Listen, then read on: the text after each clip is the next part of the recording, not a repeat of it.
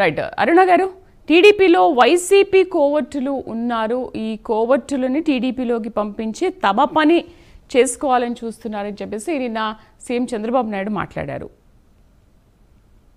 అరుణ గారు,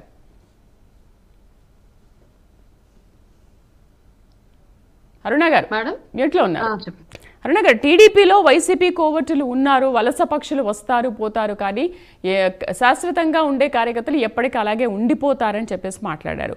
ఏంటంటే తమ పని చేసుకోవాలని చూస్తున్నారని చంద్రబాబు తెలిసి కూడా అలాంటి కోవర్టులని ఎందుకు ప్రోత్సహించారు, ఎందుకు తీసుకున్నట్టు?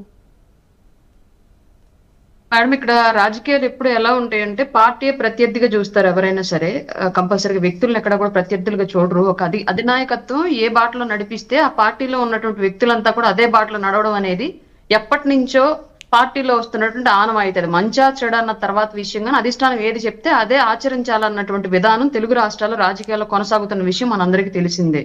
ఇప్పుడు జగన్మోహన్ రెడ్డి నడుపుతున్నటువంటి వైసీపీ పార్టీ నడిచినటువంటి విధానాలు తప్పుగా కనిపించి ఉండొచ్చు, కానీ అందులో ఉన్నటువంటి వ్యక్తులందరూ తప్పుడు వాళ్ళు అయ్యి ఉండకపోవచ్చు. నాయకుడు ఏది చెప్తే అదే ఆచరించే సిచ్యువేషన్ ఉంది కాబట్టి జగన్మోహన్ రెడ్డి ఏది చెప్తే అదే ఆ పార్టీలో ఉన్నటువంటి కార్యకర్తలు నాయకులు ఆచరించారు.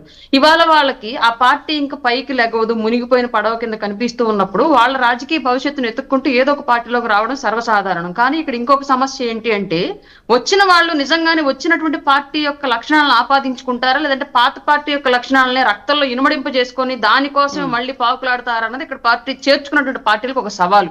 దీన్ని గుర్తించి తద్వారా కోవర్ట్లుగా వ్యవహరిస్తున్న వాళ్ళు ఎవరు, నిజంగానే పార్టీ యొక్క బాధ్యతను భుజానికి ఎత్తుకున్న వాళ్ళు ఎవరు పార్టీ మారిన తర్వాత అన్నది ఆ డిఫరెన్స్ ని గమనించుకొని వాళ్ళకి ప్రాతినిధ్యం ఇచ్చుకుంటూ వెళ్లాల్సినటువంటి బాధ్యత పార్టీల మీద ఉంది 100%. ఇవాళ చాలా మంది గత 5 ఏళ్ల పాటు వాళ్ళ నాయకుడు ఇచ్చినటువంటి స్వేచ్ఛతోటి, వాళ్ళ నాయకుడు పెట్టినటువంటి భిక్షతోటి బతికిన వాళ్ళు చాలా మంది వాళ్ళ రాజకీయ పునరావాస కేంద్రంగా కూటమిలో ఉన్నటువంటి పార్టీలు ఎంచుకున్నప్పటికీ కూడా ఇంకా జగన్మోహన్ రెడ్డి గారి మీద అభిమానం, జగన్మోహన్ రెడ్డి గారి టైంలో చేసినటువంటి నియంత పాలన, ఇట్లాంటి వాటన్నింటి మీద ఇంట్రెస్ట్ చూపిస్తూ ఇప్పటికి కూడా కూటమిలోకి వచ్చినా గానీ కొంతవరకు జగన్మోహన్ రెడ్డి గారికి ఫేవర్ గా చేసే ప్రయోగాలు చేస్తూ ఉన్నమాట మాత్రం వాస్తవం.